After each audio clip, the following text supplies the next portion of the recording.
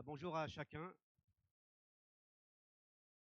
Je vous propose de prier ensemble.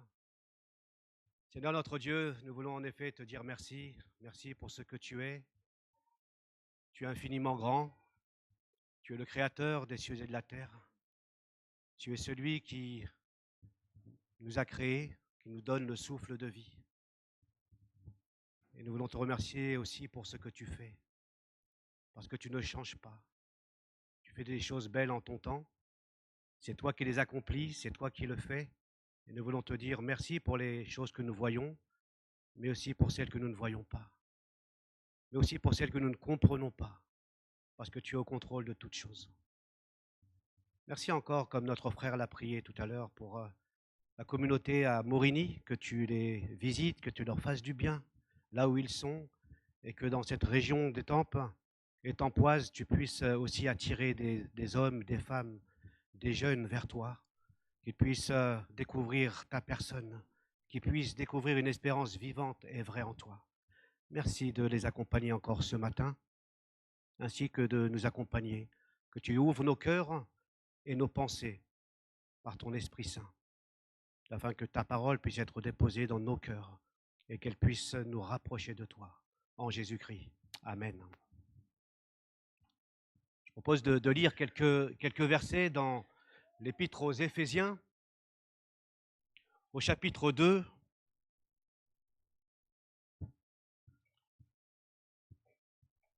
Nous continuons toujours notre série sur la lettre aux Éphésiens. La lettre aux Éphésiens, il y a bien sûr beaucoup de sujets là-dedans, beaucoup de thèmes, mais un des buts, c'est celui de Dieu, celui de faire découvrir le projet de Dieu, la grande histoire du salut caché puis révélé en Jésus-Christ. Et Paul va le dire dans Éphésiens, il va dire que le secret caché, ce mystère caché, Dieu me l'a fait connaître pour que je vous le révèle.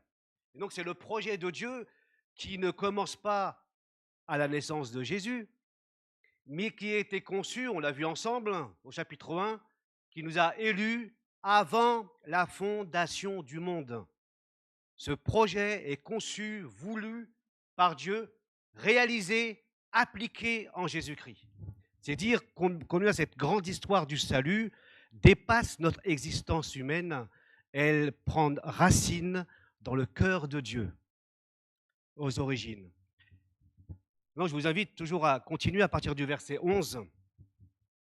Et Paul nous dit, c'est pourquoi vous qui portez dans votre corps la preuve que vous n'êtes pas des Juifs et qui donc êtes traités d'incirconcis par ceux qui se disent les circoncis à cause d'un rite accompli sur leur corps et par des hommes, rappelez-vous quelle était votre situation autrefois. En ce temps-là, vous étiez sans Messie.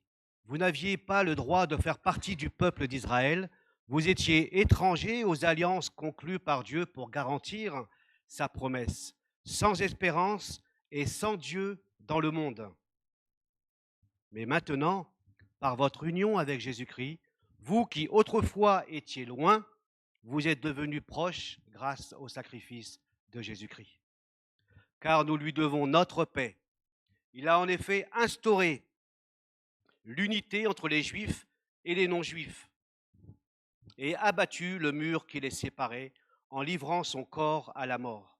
Il a annulé les effets de ce qui faisait d'eux des ennemis, c'est-à-dire de la loi de Moïse dans ses commandements et ses règles. Il voulait ainsi créer une seule et nouvelle humanité à partir des Juifs et des non-Juifs qu'il a unis à lui-même, en établissant la paix.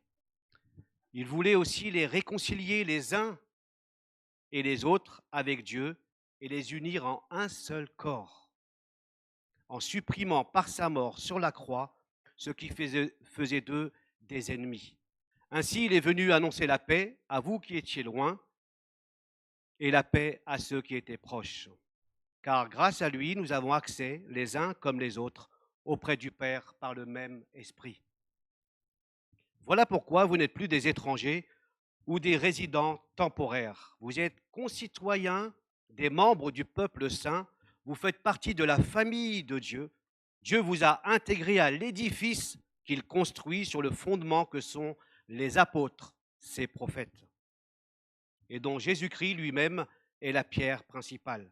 En lui, toute la construction s'élève, bien coordonnée, afin d'être un temple saint dans le Seigneur. Et unis à Christ, vous avez été intégrés ensemble à cette construction pour former une demeure où Dieu habite par l'Esprit. Voilà le texte qui nous intéresse, mais nous continuerons la semaine prochaine. On va simplement voir une partie de ce texte-là. La semaine dernière, et j'étais content parce que Will, je crois que j'ai parlé de mercredi soir du chant Grâce infinie. Ah, et je me suis dit, mais tu n'étais pas là mercredi, toi. Grâce infinie. Et c'est John Newton, que j'ai cité la semaine dernière, et qui dit, à propos de cette grâce infinie, esclavagiste, il s'est converti, devenu pasteur à Londres. Il écrit un chant, Grâce infinie, celui que nous avons entendu. Et il dit autre chose, je ne suis pas ce que je veux être, et je ne suis pas ce que je dois être. Je ne suis pas ce que je... pardon, je reprends. C'est suite au message de la semaine dernière où nous avons vu ensemble ce que nous étions sans Dieu, ce que Dieu a fait pour nous et ce que nous sommes devenus en Christ. Et nous voyons que ce que nous sommes devenus en Christ, une nouvelle identité, nous rappelle qu'il y a toujours des Roland du péché, hein, de la chair, hein, qui nous dit, mais non, mais tu n'es pas une créature nouvelle en Christ. Si, tu es une créature nouvelle, une création nouvelle en Christ. Tu es en devenir. C'est pourquoi Newton disait, je ne suis pas ce que je veux être. Je ne suis pas ce que je dois être. Je ne suis pas ce que je serai, mais je ne suis pas ce que j'étais. Mais par la grâce de Dieu, je suis ce que je suis. Nous ne sommes pas encore ce que nous serons, mais nous ne sommes plus ce que nous étions. Et nous sommes en marche avec le Seigneur. Et c'est la grâce de Dieu qui dit, je suis ce que je suis avec le Christ. Le texte que nous avons lu va un peu plus loin, même s'il rappelle certaines vérités des versets 1 à 10. Les versets 11 à 22 nous parlent de communautés séparées par des murs de séparation. Et nous entendons dans les médias toutes sortes de murs qui ont été élevés pour séparer des peuples, pour séparer des communautés. Nous nous souvenons qu'après la Première Guerre mondiale, la Seconde Guerre mondiale, l'Allemagne était séparée en deux, la RFA et la RDA. L'un était autoritaire et l'autre était en quête de liberté. Et c'est en 1961, qu'on décide de construire un mur, qu'on appelle aussi le mur de la honte. Un mur infranchissable de plus de 4 mètres de haut, gardé par des soldats, des chiens, séparant des peuples d'une même nation. En 89, la date que j'ai trouvée, le 9 novembre 89, le mur est démoli. Ainsi, les familles séparées pouvaient se retrouver, se réunir de nouveau. Mais il y a d'autres murs encore qui s'élèvent. Nous verrons la semaine prochaine des murs qui s'élèvent par peur de l'autre. Des murs qui s'élèvent et on ne sait pas toujours pourquoi ils s'élèvent entre les peuples. Le texte nous dit ici que Jésus est venu abattre les murs de séparation. Il est venu apporter la paix à ceux qui étaient proches, aux Juifs, comme à ceux qui étaient loin, les non-Juifs. Et il va commencer par nous rappeler les catégories. Il va parler des incirconcis. Vous qui portez dans votre corps la preuve que vous n'êtes pas juifs. Les non-juifs étaient exclus, étrangers aux alliances du peuple de Dieu. même si, quand nous lisons l'Ancien Testament, on s'aperçoit que d'une manière très, très discrète, mais quand même, Dieu commençait à attirer des hommes et des femmes qui ne faisaient pas partie du peuple de Dieu. On pense par exemple à Rahab et à d'autres encore qui viennent à Ruth, tout à fait, qui viennent se rattacher au peuple de Dieu. Mais tout cela, c'était une annonce de ce qui se produira plus tard. C'est ce que je vous ai dit tout à l'heure, le grand projet de Dieu de réunir tous les hommes en Christ, quelles que soient les orientations, quelles que soient les races, quels que soient les peuples, quelles que soient les langues, quelles que soient les cultures. Dieu est venu abattre ces murs de séparation. Et Dieu déjà intègre dans l'ancienne alliance des hommes et des femmes qui ne font pas partie du peuple. Les circoncis, opposés aux incirconcis, donc aux non-juifs, la circoncision était le signe d'appartenance entre Dieu et Abraham.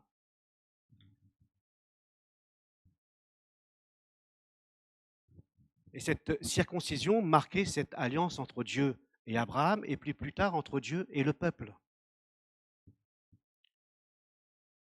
Dans le monde gréco-romain, comme aujourd'hui, ce monde était cloisonné. Nous verrons le nombre de murs. Je vous invite à regarder sur Google, j'étais frappé. Nombre de murs de séparation qui s'est élevé. Semble-t-il, de mémoire, je n'ai pas voulu le répertorier ici, mais j'en parlerai la semaine prochaine. La distance des murs, l'un après l'autre, fait presque la surface de la Terre. C'est-à-dire que des murs visibles, viennent séparer des hommes les uns et des autres. Et notre monde n'a pas changé. Mais à l'époque de Jésus, il y avait aussi des cloisonnements entre hommes et femmes, entre adultes et enfants. Vous n'aviez pas le même statut. Par exemple, une femme n'était pas recevable quand elle apportait un témoignage. Voyez ? Différence de sexe, différence sociale aussi. Un lépreux, une prostituée ou autre, ou un publicain était mal vu. Vous étiez en marge de la société. Les incirconcis, les non-juifs étaient même considérés, le mot incirconcis pouvait être synonyme de chien. Tu pouvais appeler ces personnes comme des chiens, comme des mécréants ou autres. Il y avait des séparations donc entre les juifs et les non-juifs, entre les esclaves et les hommes libres, ceux qui avaient un statut, ceux qui avaient un compte bancaire, un peu comme à l'époque médiévale, vous aviez les seigneurs et vous avez les autres.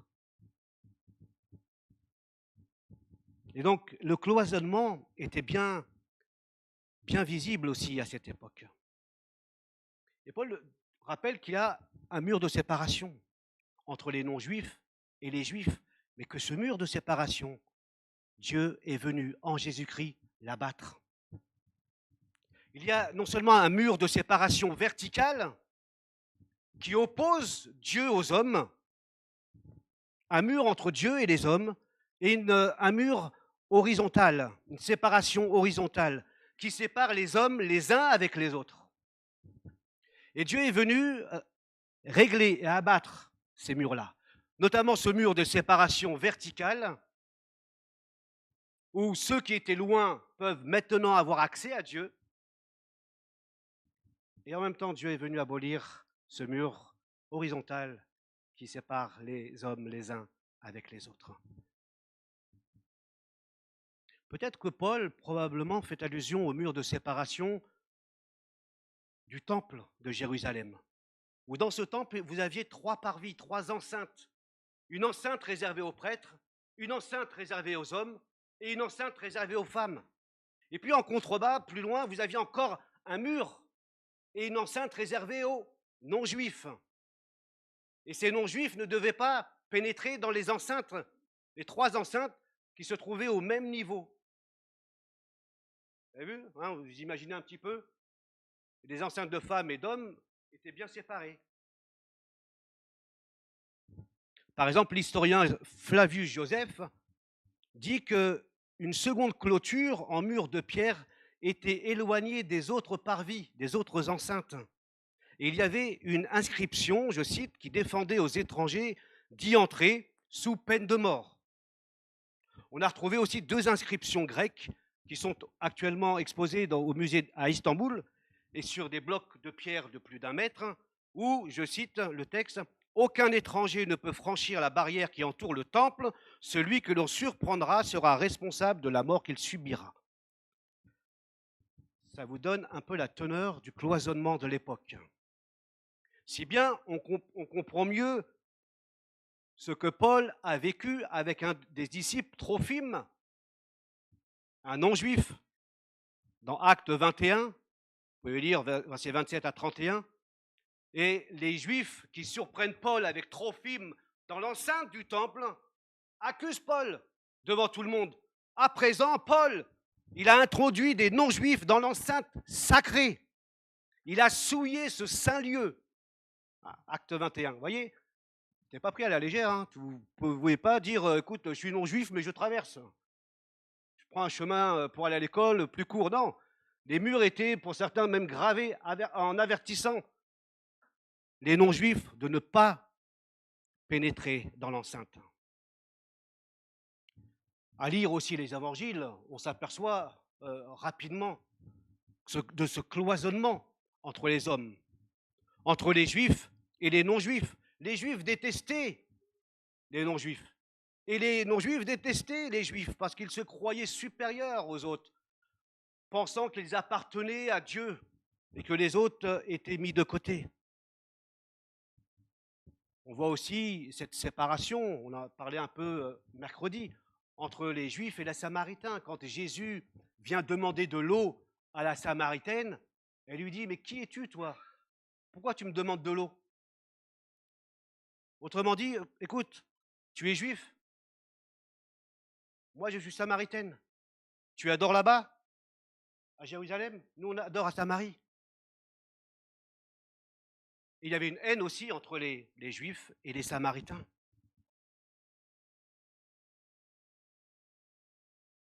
Quand Pierre reçoit la vision, excusez-moi ceux qui étaient là mercredi, quand Pierre reçoit la vision en Acte 10, où Dieu va lui dire, dans une vision avec une nappe et des animaux impurs, vous vous souvenez, ces animaux impurs représentent les non-juifs.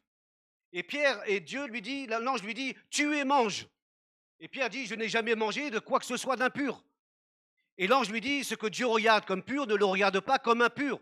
Autrement dit, tu regardes les non-juifs comme des gens impurs, infréquentables. Moi, je te dis, je les vois purs. Donc tu vas chez Corneille. Corneille est un non-juif. Et Pierre va chez Corneille annoncer l'évangile. Et Corneille et toute sa famille se tournent vers Dieu. Et après la conversion de Corneille et de sa famille, eh ben Pierre sort de là et il se fait disputer par les autres apôtres. Il dit, mais ça ne va pas de rentrer chez Corneille. Tu n'as pas le droit de rentrer chez Corneille. Et il se fait vraiment, il a pris une soufflante. Imaginez-vous. Quel choc. Moi, je vais chez quelqu'un, des non-juifs, et je vois une famille entière se convertir. Je suis super content, et puis je vais voir les apôtres, ils me disent, mais n'importe quoi. Ils ne sont pas fréquentables, ces gens-là. Ils sont impurs.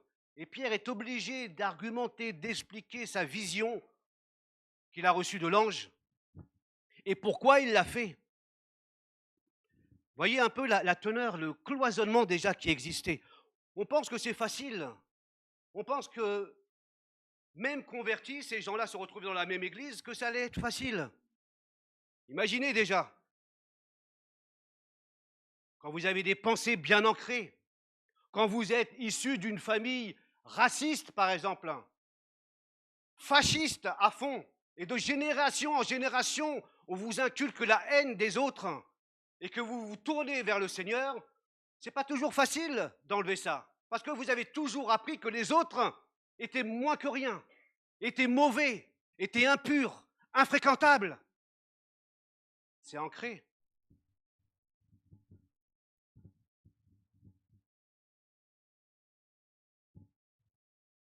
Et donc ces croyants se retrouvaient dans l'Église en venant d'horizons différents. Et ce qui va les transformer, c'est l'Évangile, c'est l'Esprit de Dieu. qui va les transformer, les orienter. Ce n'est pas la vision du monde humaine, mais c'est une vision du monde animée par l'Esprit de Dieu. Nous l'avons vu précédemment. Nous sommes assis dans les lieux célestes. C'est dans notre position en Christ que nous vivons notre vie sur terre. C'est à partir du Christ qui est notre source que nos pensées, nos actions, nos attitudes prennent sens ici-bas. Ce n'est pas la vision du monde par les médias qui vous montre et qui nous montre les uns sur les autres et qui érige des murs de séparation. Des murs de séparation qui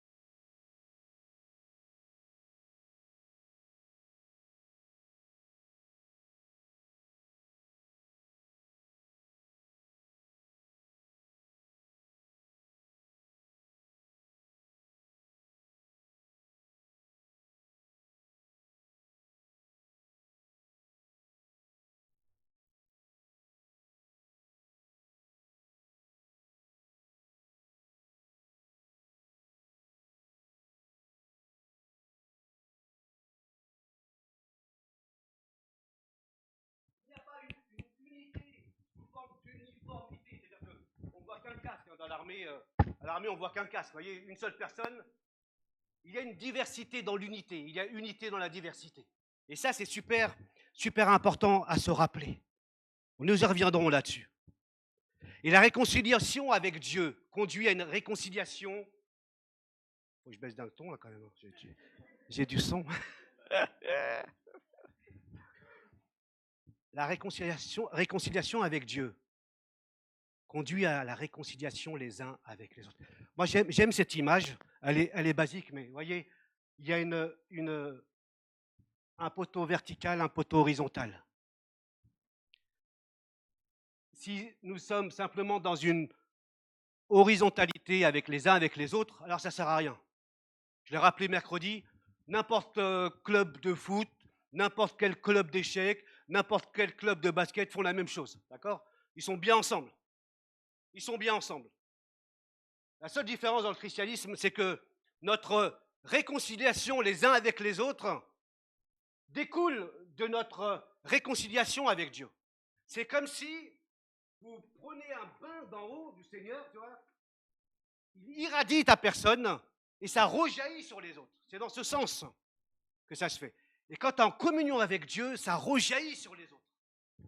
Ça rejaillit sur les autres. L'amour de Dieu ne va pas simplement devenir un amour de Dieu pour toi, entre toi et Dieu, mais il va rejaillir sur les autres. Tu vas commencer à aimer les autres, mais pas avec ton amour humain en disant ben moi de toute façon j'aime tout le monde. C'est bien, c'est pas mal ça déjà. Mais ce n'est pas suffisant. Parce que la Bible parle de l'amour de Dieu. Ce n'est pas l'amour philéo, l'amour amitié. C'est l'amour agapé, l'amour de Dieu, qui est planté dans notre cœur par le Saint-Esprit, qui nous rend capables d'aimer de l'amour de Dieu. Vous avez déjà aimé de l'amour de Dieu?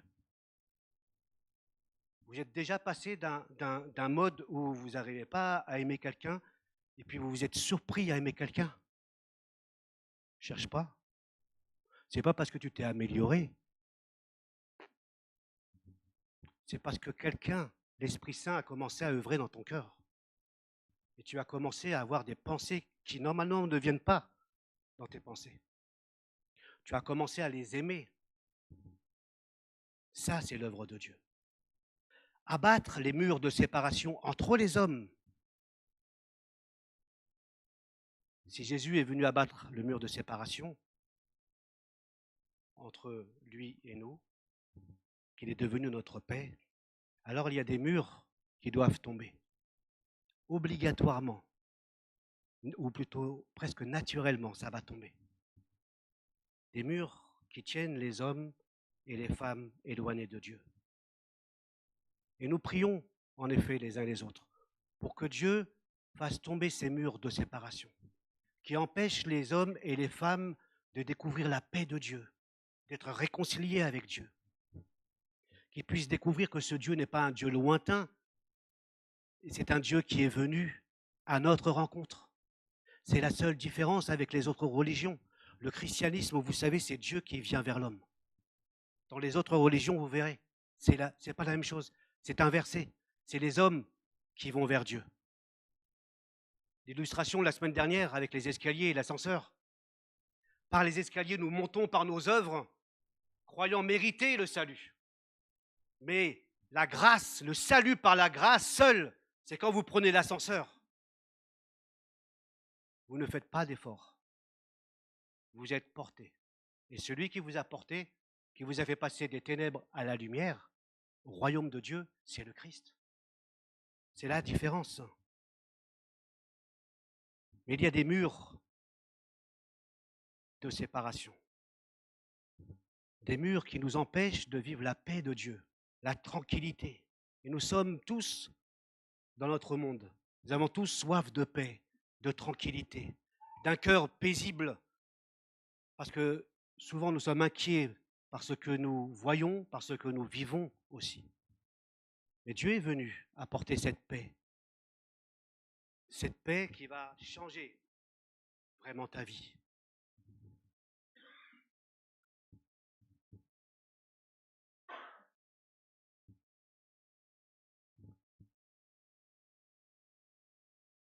L'Église est une communauté, une nouvelle humanité, une nouvelle création voulue par Dieu et rendue possible en Christ. C'est le Christ qui bâtit son Église, cette nouvelle communauté qui réunit des croyants de tous bords, de toute culture, de toute langue, de tout peuple. C'est le Christ qui bâtit son Église. L'Église n'est pas une invention humaine, elle est une invention de Dieu. Cela signifie que tous ceux qui croient par la foi, quelle que soit leur culture, forment un seul peuple. On entend parfois dire que ce qui compte, c'est Dieu. Le plus important, c'est Dieu, c'est le Christ, ce n'est pas l'Église. On s'en fout même de l'Église. Et quand on dit ça, quand j'entends ça, je dis waouh, c'est super. Parce que je me dis que la personne, elle a que des yeux que pour Dieu. Mais on fouille un peu et puis on est un peu plus nuancé. Parce que ça peut paraître beau, ça peut paraître vrai, ça peut paraître même très spirituel. Moi, de toute façon, je regarde qu'à Dieu, pas à l'Église. Ça peut être beau, ça peut être vrai, ça peut être même très spirituel. En réalité, ça ne l'est pas. Pourquoi ça ne l'est pas? Parce que Dieu a conçu l'Église avant la fondation du monde. Nous le verrons plus tard. Le secret caché au chapitre 3, le mystère caché m'a été révélé, dit Paul. Lequel? La réunification des non-juifs et des juifs. L'Église. Nous verrons combien l'Église a été voulue, aimée et précieuse aux yeux de Dieu. Je lis au chapitre 5 d'Éphésiens, nous y reviendrons. Christ a aimé l'Église. Pourquoi est-ce que je ne l'aimerais pas? Pourquoi est-ce que je peux dire j'aime Dieu et pas l'Église? Si Christ a aimé l'Église, il a donné sa vie pour elle, afin de la rendre digne de se tenir devant Dieu, après l'avoir purifiée par sa parole, comme par le bain nuptial. Il a ainsi voulu se présenter cette Église à lui-même, rayonnante de beauté. Rayonnante de beauté. Par conséquent, Dieu nous invite à la voir comme belle, précieuse aux yeux de Dieu. Bien sûr, elle n'est pas parfaite. Et souvent, ce que j'ai dit tout à l'heure, je regarde qu'à Dieu et pas l'Église, c'est parce que probablement tu as été déçu, tu as souffert par des chrétiens. Et donc tu as mis toute l'Église dans le même sac. Ce n'est pas parce que ma femme ou mon mari m'a trompé X fois que tous les hommes trompent leur femme ou que toutes les femmes trompent leur mari. On est d'accord? Mais ça peut rester dans ta tête en disant voilà comment sont les hommes ou voilà comment sont toutes les femmes. Voilà comment est l'Église. Parce que toi, tu as vécu une déception et une souffrance. Mais tu es invité à voir l'Église, à l'aimer comme Dieu l'aime, à la voir précieuse comme Dieu la voit précieuse. Non pas avec tes yeux, mais avec son regard. Ce qui change.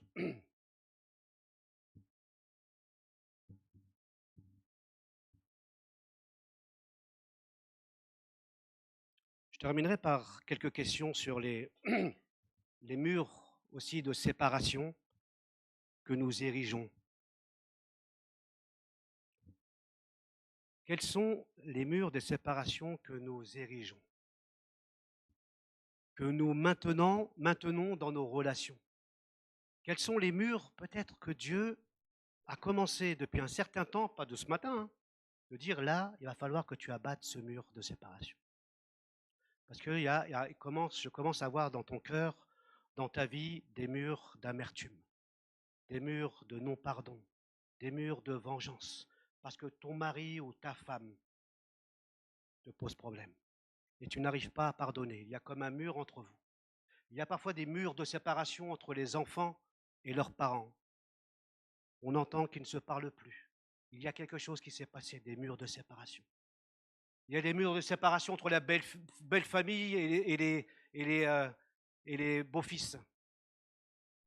Des murs de séparation entre les enfants et les parents qui s'érigent, qui se maintiennent. Des murs qui ne viennent pas de Dieu, mais que Dieu veut abattre, que Dieu veut démolir. Des murs avec tes collègues, avec tes voisins, j'en sais rien. En tous les cas, tu peux te dire, ben non, moi je n'ai rien contre eux. Et on verra. On verra si, quand tu dis, je ne leur veux pas du mal, est-ce que c'est suffisant? Le fait de dire que je ne leur veux pas du mal n'est pas toujours suffisant. Il y a aussi des murs d'indifférence. On n'est pas méchant, mais on s'exclut les uns et les autres. Nous verrons ça aussi la semaine prochaine, parce qu'on ne fait pas partie du même bord. Nous n'avons pas les mêmes valeurs. Hein, c'était la pub de Chanel. Non, des rillettes. Nous n'avons pas les mêmes valeurs pour les plus vieux. D'accord? Donc on ne côtoie pas les mêmes personnes, parce qu'on n'a pas les mêmes statuts sociaux, on n'a pas les mêmes études, on n'a pas les mêmes origines. Et donc, on ne te fait pas du mal, mais on reste dans une indifférence. Ou bien on a des murs de séparation et on exclut certains, mais on favorise des relations avec d'autres. J'aimerais pas que dans notre Église, ça devienne comme ça. Notre Église, l'Église de Dieu. Nous sommes appelés, réfléchissons, nous reviendrons plus en détail avec 3 images là-dessus. Comment est-ce que je peux dépasser ces murs de séparation? Par timidité, parfois vous avez des murs de séparation, j'ose pas aller voir un tel. Je suis timide. Mais Dieu nous appelle à aller au-delà de notre timidité. Parce que par ta timidité, tu peux aussi ériger sans le vouloir ou en le voulant des murs de séparation. Il y a des murs aussi que nous maintenons dans notre propre vie. Des murs de séparation avec Dieu que Dieu ne met pas dans notre vie, mais que nous érigeons nous-mêmes.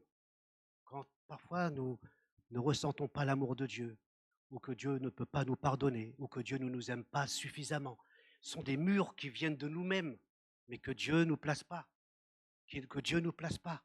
Et donc on refuse le pardon de Dieu, alors que Dieu veut nous pardonner. Ce sont des murs que nous-mêmes nous érigeons avec Dieu. Et on se prive du pardon de Dieu pour X raisons. Je ne suis pas assez bien, assez bon chrétien.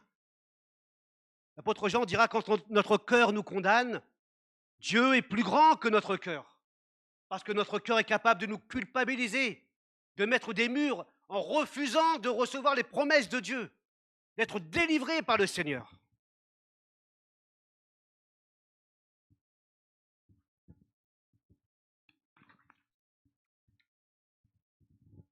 Mais le Christ est venu, lui, apporter la paix. L'apôtre Paul dira, accueillez-vous comme le Christ vous a accueilli. Et en effet, mercredi, nous avons parlé un peu de cet accueil. Il ne s'agit pas de l'accueil de Céline et de Jean-Philippe, excellent ce matin. Ce n'est pas bonjour, au revoir. Ce dont il s'agit comme accueil, c'est quand le Christ nous a accueillis alors que nous ne méritions pas son accueil, alors que nous étions encore ses ennemis, alors que nous étions encore séparés et rebelles à lui. Il nous a accueillis tels que nous étions, avec nos péchés, nos manquements, nos maladresses, nos échecs. Il nous a acceptés et accueillis tels que nous étions, même s'il ne veut pas qu'on reste comme on est, mais il nous a accueillis de cette manière. Et donc, accueillez-vous comme le Christ vous a accueillis, alors le Christ devient un modèle à imiter, à suivre, à accueillir les autres, même s'ils sont ennemis, même si j'ai du mal à accepter ce qu'ils sont. Mais le Christ, lui, a accueilli sans barrière.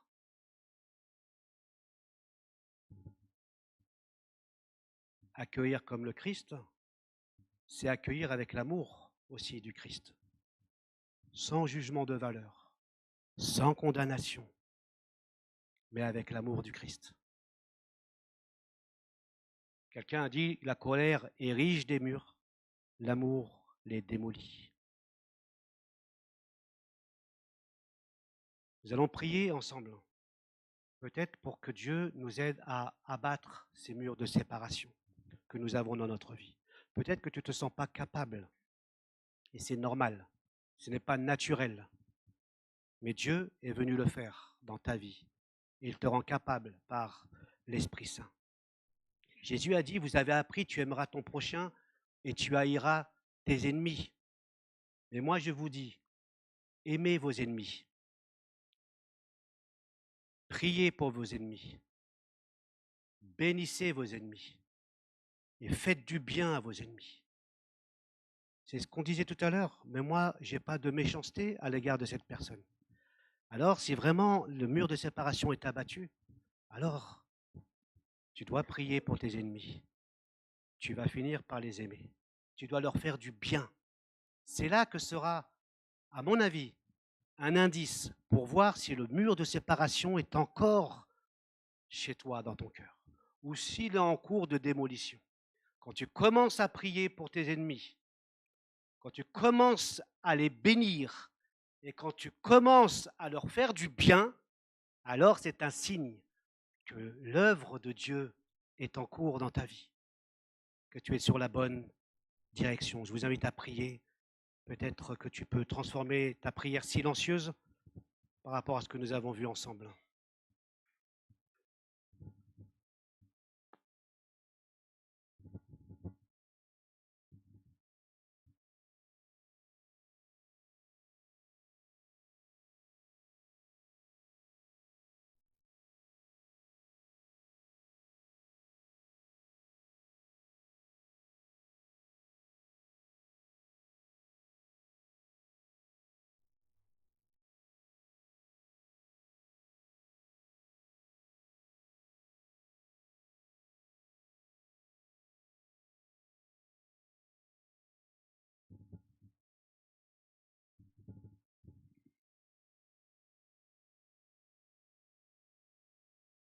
Seigneur, merci pour ta grâce. C'est cette grâce qui a fait que moi qui n'avais pas droit d'être cité, aujourd'hui j'ai accès libre dans ta présence. Pas parce que je le veux, pas parce que j'ai décidé, mais parce que toi tu as décidé.